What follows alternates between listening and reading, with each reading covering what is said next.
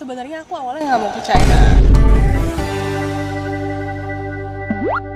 Hai Greeters, ini biasanya kameramen kami nih ya. Kali ini yuk kita kepo-kepoin ya. Kita podcastin dia. Silakan perkenalan. Hai Graders, nama aku Antea. Aku lulusan dari China. Tahun lalu lulusnya berarti 24. Terus aku sempet language 1 tahun juga di China. Oke, jadi 5 tahun ya di China sudah ya. Apa yang membuat seorang Antea ini 5 tahun lalu berkepikiran I want to study in China? Padahal kalau kamu study language dulu, exactly kamu nggak punya dasar bahasa Mandarin. Betul. Apa yang membuat kamu kepikiran I want to shift to the China? Jadi dulu kok, sebenarnya aku awalnya nggak mau ke China. Tapi terus papa aku ada kerjaan ke China.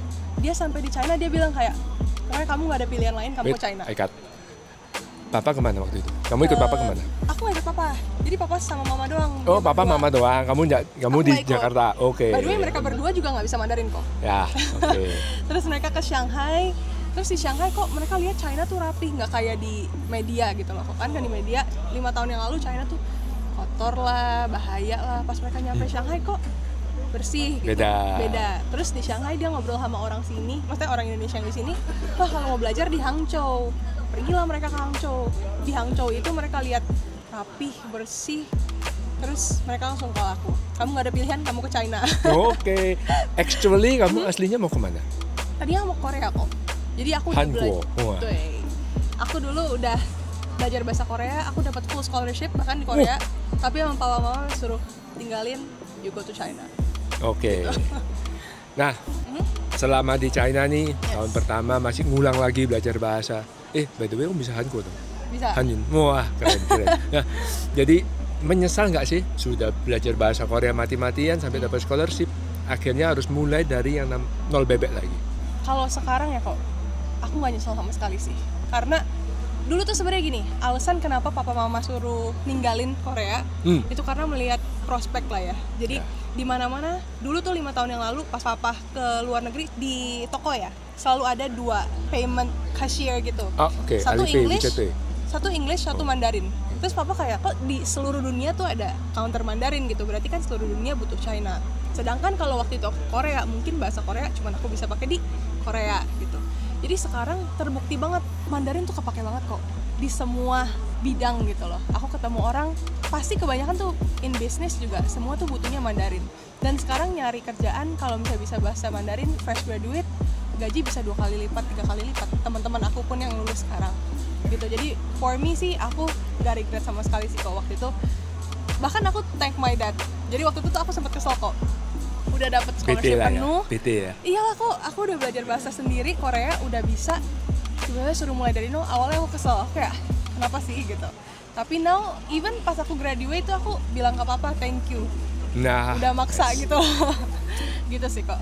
Jadi sedikit banyak Greeters, nasihat orang tua jangan lupa didengerin ya.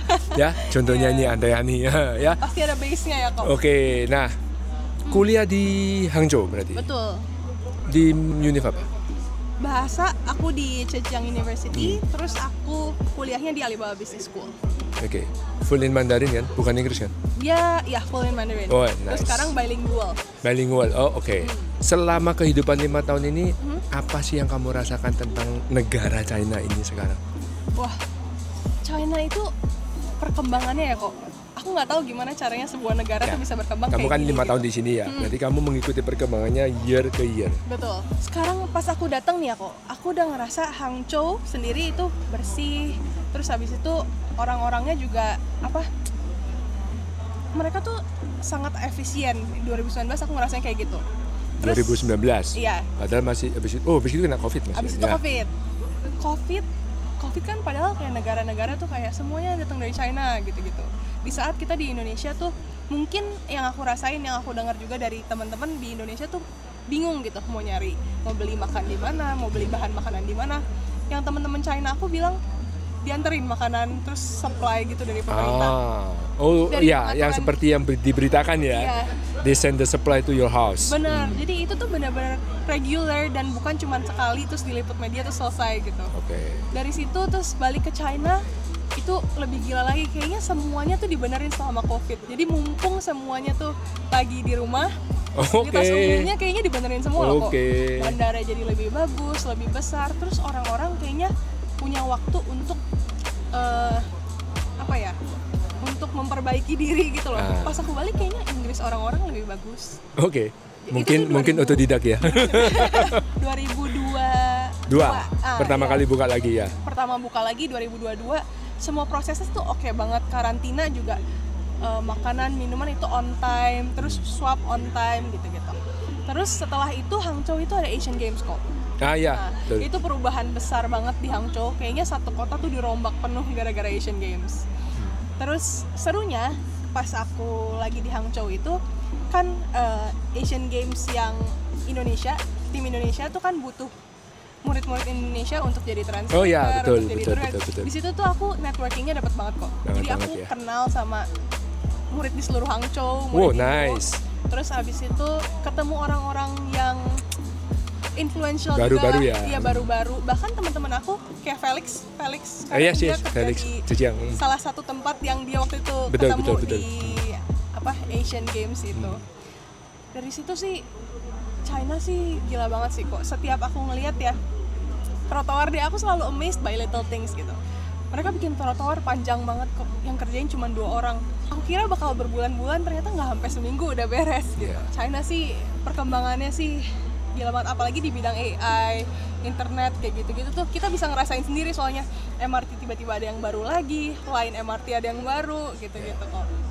Teknologinya ya guys, jadi salah satu ya kerjanya memang kalau di China kalian akan amazed juga. Aku juga tambahin dikit, kita ngomong kopi tiam aja.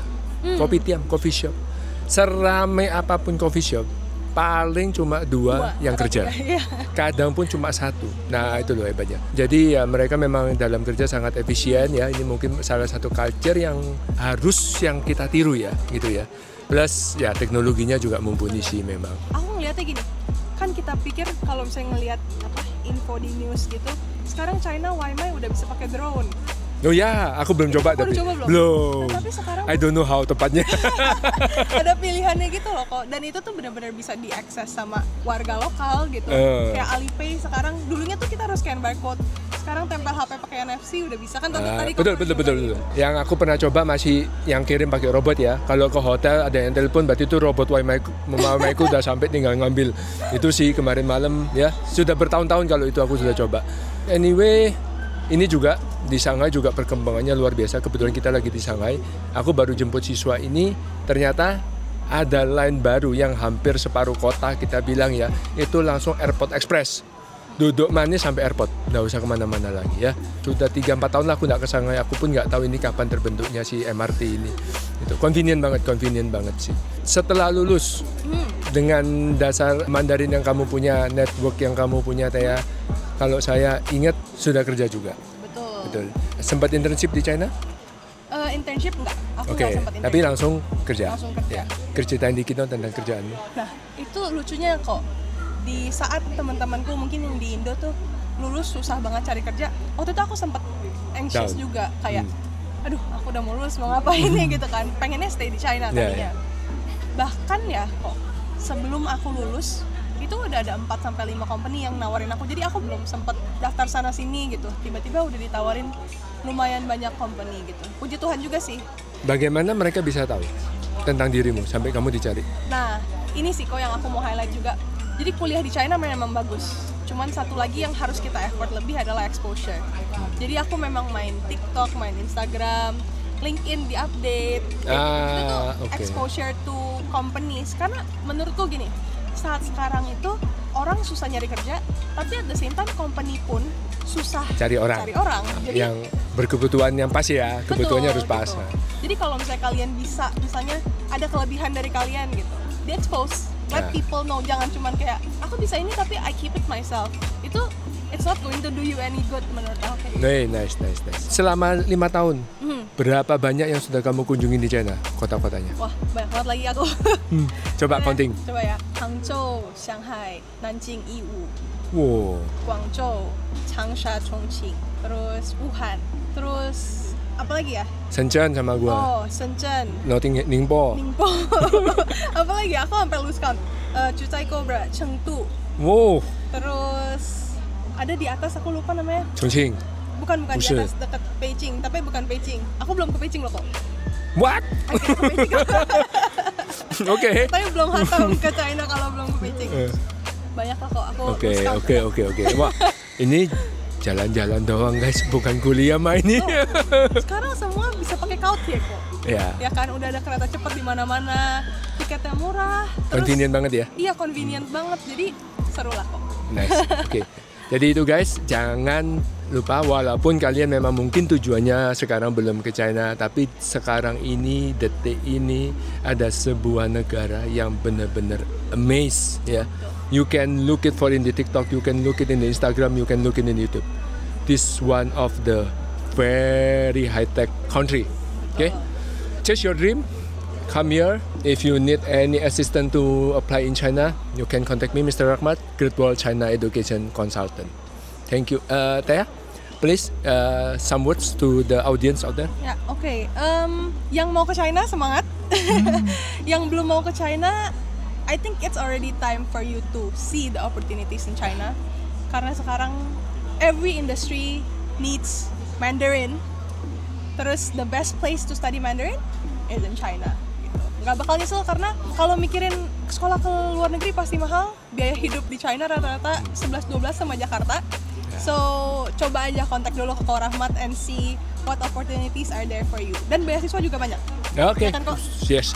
Scholarship. Thank you, creators. Bye bye. Bye bye.